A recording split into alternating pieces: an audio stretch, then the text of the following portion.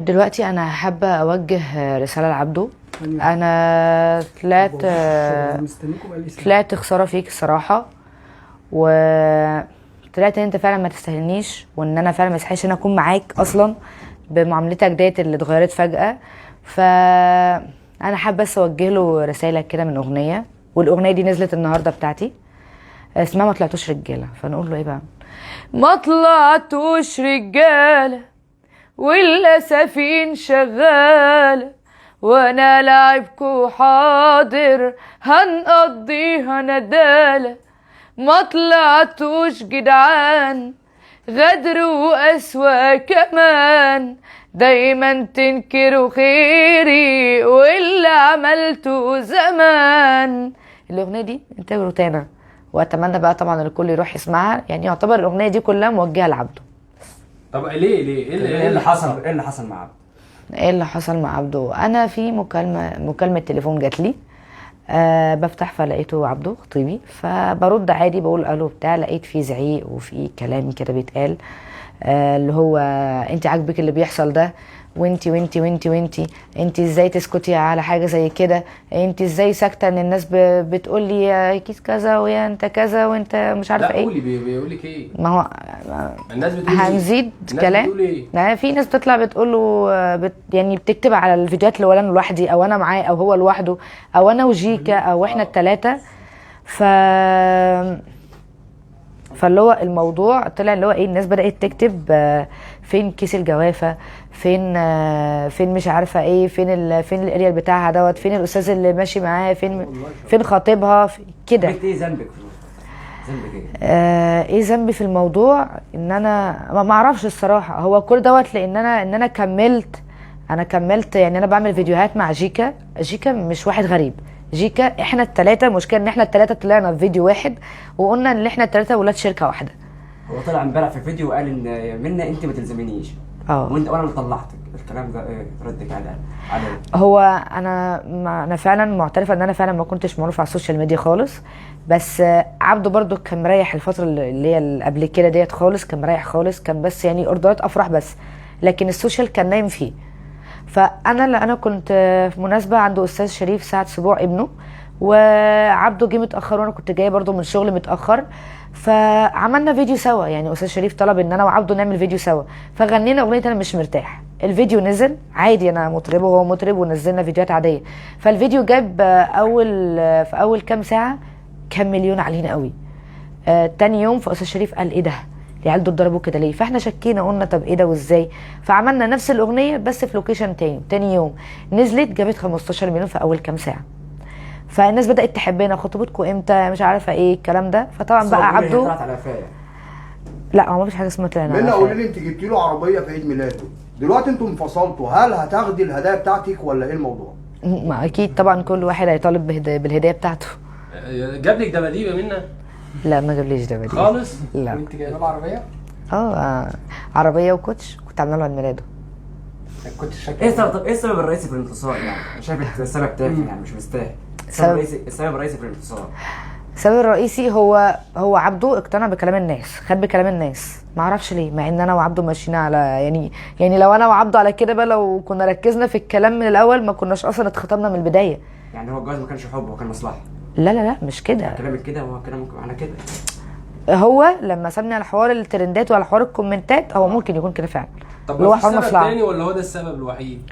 لا، هو ده السبب الوحيد اللي هو ركز في كومنتات الناس. لا، هو مش عشان بيغير عليا، انا حابه بس اوضح الحته دي. هو مش بيكلمني على حوار اللي هو غير عليا، لا، اللي انت ازاي ساكته لغايه دلوقتي مكمله فيديوهات مع جيكا او مع كذا وكذا وكذا ايا كان، وساكته على كلام الناس. يعني انت سايبه الناس تشتم وبرده مكمله معاه في الفيديوهات. طب يعني هو مش قصده كده. المفروض اعمل ايه؟ ما هو مش حوار المفروض اعمل ايه، انا وجيكا ولاد شركه واحده. عبده بيبقى في شغل مش بيجي على طول. فانا وجيكا بننزل فيديوهات سوا، جيكا بيصور ان انا بصور مش عارفه ايه كده، فده شغلنا، احنا ولاد شركه واحده. احنا في البدايه اتعرفت مع عبده واتخطبت انا وعبده، فالناس حبتنا زياده. في الاول احنا ركزنا مع كلام الناس، قلنا ايه كلام الناس مش يعني ملوش فايده، يعني مش هركز معاه طول ما احنا بنحب بعض ومركزين مع شغل بعض والكلام ده. فاللي هو عادي. طب مش هنركز. العربيه بقى انت كنت جايبه لها موديل ايه؟ لا انا نسيت الصراحه، مش فاكر. طب قولي لي بقى، الفلوس غيرته لما بقى نجم، الفلوس غيرته، حسيتي بكده؟ يعني عبده غاب عني فتره. عبده غاب عني فتره كبيره قوي. الفتره اللي انا كنت بظهر فيها مع جيكا، لان جيكا كان بيجي الشركه وبنصور فيديوهات وبننزل ومش عارفه ايه الكلام ده كله. فالناس زادت كلام بقى، فين وفين وفين كيس الجوافه وفين مش عارفه ايه، والناس بتدي. فمكالمه التليفون بقى جات لي من ساعتها، فانا اتصدمت. طب اللي هو ايه ده؟ طب نتكلم بالراحه، طب وي وي وي، لا انت ما تنفعنيش وانت مش عارفه ايه. انت عامله اغنيه دلوقتي ما طلعتوش رجاله، عاملاها تقصدي بيها ايه بالظبط؟ يعني وضحي. وادينا منها حته كده. ما اول حاجه انا غنيتها لا تاني بقى. تاني عشان الناس تعرف بس. ماشي نقولها تاني. ماشي. ما طلعتوش رجاله والاسفين شغاله، وانا لعبكو حاضر هنقضيها نداله. ما طلعتوش جدعان، غدر واسوأ كمان، دايما تنكروا خيري واللي عملته زمان. طب ايه ردك ان الناس بتقول ان كل ده كذب وفيك ومفيش اي حاجه من دي، ولا خطوبه ولا جواز ولا عربيه ولا دباديب؟ جاب لك دباديب؟ لا ما جابليش دباديب. أيوة. ثواني بس، مش الناس هي اللي بتقول ان ده فيك؟ ده كلام الناس مش كلامنا، يعني مش احنا اللي طلعنا قلنا كده. طب ردك ايه بقى بعد الانفصال دلوقتي؟ يعني بتقولي لهم ايه يا جماعه ان احنا؟ انا حابه اقول بقى ان بجد يعني يسيبوا كل واحد في حاله ومحدش يركز في حياه التاني.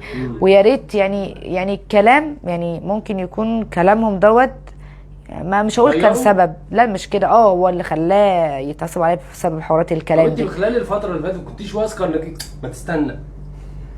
خلال الفتره اللي فاتت ما كنتش واثقه بحبه ليكي؟ يعني ما قالكيش؟ يعني كان بيقول لك اكيد يعني في قعده صفا انا بحبك مش هسيبك ابدا. ما هو اكيد ده كان بيحصل، بس اليومين اللي فاتوا دول الحاجات بقى الغريبه اللي حصلت دي. الناس برضه مش عارفاكي، ممكن تعرفيهم نفسك بصوتك. زي اللي بتسأل عليك مين دي؟ مين منا؟ انا منا قدري، عندي 17 سنه، مطربه. قولي لي يا منى، اغني ايه تاني؟ اللي انت صغيره انت لسه مغنيه. لا هنغني تاني. الناس بتقول اللي انت وعبده صغيرين على انت عندك كام سنه؟ 17 سنه. قلبين السوشيال ميديا انت وعبده بقى. ما عشان الحاجات دي مش بالسن، مش بالسن. طب الناس هنا كلها في الكومنتات بتقول لك على فكره انت اللي اتشهرتي عليها، فهو طول عمره جدع معاكي. مين؟ ناس كتير، جمهور كله جمهور السوشيال. يعني في ناس كانت تعرفني من البدايه، بس انا لما طلعت مع عبده انا لسه بقول ايه، انا فعلا ما كنتش معروفه سوشيال ميديا، بس لما انا وهو ظهرنا سوا الناس حبت صوتي وصوته مع بعض. فالتعارف كان بينكم من البدايه كان مصلحه بقى، شغل وفيديوهات؟ لا انا كمان ما كانش طالع مني كمصلحه. طب انت بتوجهي له رساله؟ لو كان طالع مني كمصلحه ما كنتش نزلت فيديو بعيط فيه. طيب او ما صعبش عليا نفسي، اللي هو انت بتقولي لي ما تنفعنيش، وانت ازاي تقولي حاجه زي كده؟ يعني انت بعد وفاه والدي انا خدتك كان انت سند ليا واخ ليا واب وحبيب وكل ده كله. يعني حبيتيه فعلا. ايه اكتر حاجه اثرت فيكي لما سمعت منه الكلام ده؟ صعب عليا نفسي قوي، اللي هو انا ايه ده، هو انا كنت يا لهوي كل ده حصل فجاه بسبب كومنتات ناس جايه تلومني انا. طب انا ذنبي ايه؟ ما احنا ده احنا ياما سمعنا شتايم وسمعنا الفاظ يعني كتير قوي، كنت انا وهو بس كان برضو بيتقال نفس الكلمه وكنا بنتشتم سوا وبنتهز. طبعا طالما في حاجات سلبيه كان في برضو كلام ايجابي. منا مشاكلكم كنتوا بتحلوها ازاي؟ لا انا وعبده ما كانش في بينا مشاكل يعني خالص؟ كنا ماشيين ودي لكن سايبين بعض مشاكل لا في البدايه. في البدايه بتكلم في الاول. يعني ما كانش في بينا حاجه ان هي تزعلنا او ان احنا نتخانق او الكلام ده كله. يعني لما كان بيحصل ساعات كده بس بحلها بيني وبينه خلاص وحقك عليا. عبده يعني بعيدا عن الناس بتقول ان هو سنه صغير بس عقله اكبر من سنه، اللي هو بتحس ان هو راجل او شاب كبير قوي كده في السن، بيديه نصايح واعملي كذا وبيغير من كذا وما تقوليش كذا واطلعي اعملي كذا، لا لبس مش عارفه ايه، لا كده في الحته دي. طب قولي لي يعني البنات بالذات عاطفيين قوي، هم يقول لك انا ست خطيبي بتقعد 6 ايام جوه البيت وتعيط وتبكي، ايه اللي ما شفنا لك دمعه دلوقتي؟ لا اول كام يوم بس بدات تاخد على الموضوع. احنا دلوقتي كده 3 أو 4 يوم اهو. اخر تواصل كان بينكم امتى؟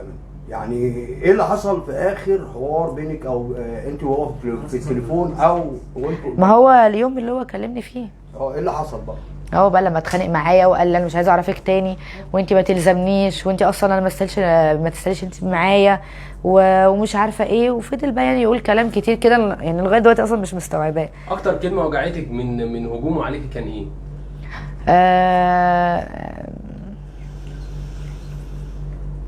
ان انت ما لا الكلمه اللي انت ما تلزمنيش دي، اللي هو انت قايل من البدايه ان احنا مكملين مع بعض، ومهما حصل انا وانت مكملين، ومفيش حاجه توقفنا مهما كانت ايه هي، انا هفضل جنبك وهفضل سندك. يعني كلمه سندك دي كانت بتفرق معايا قوي، ان انت كنت سندي فعلا. خصوصا ان انت يتيمة الاب. يتيمة الاب. زعلانه منه؟ اكيد. حبيتيه؟ بيقولوا في ايه؟ خلي عايزين نسمع صوتك. حابه تختمي بيه بقى؟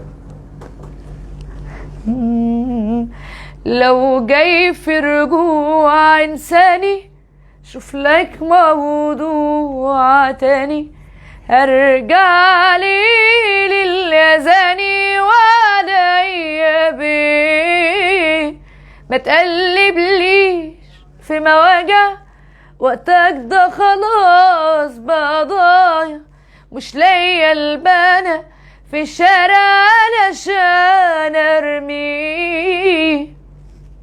شكرا يا منى ليكي. شكرا جدا. في 60 دقيقة يا غنى. انت هتعيطي ليه؟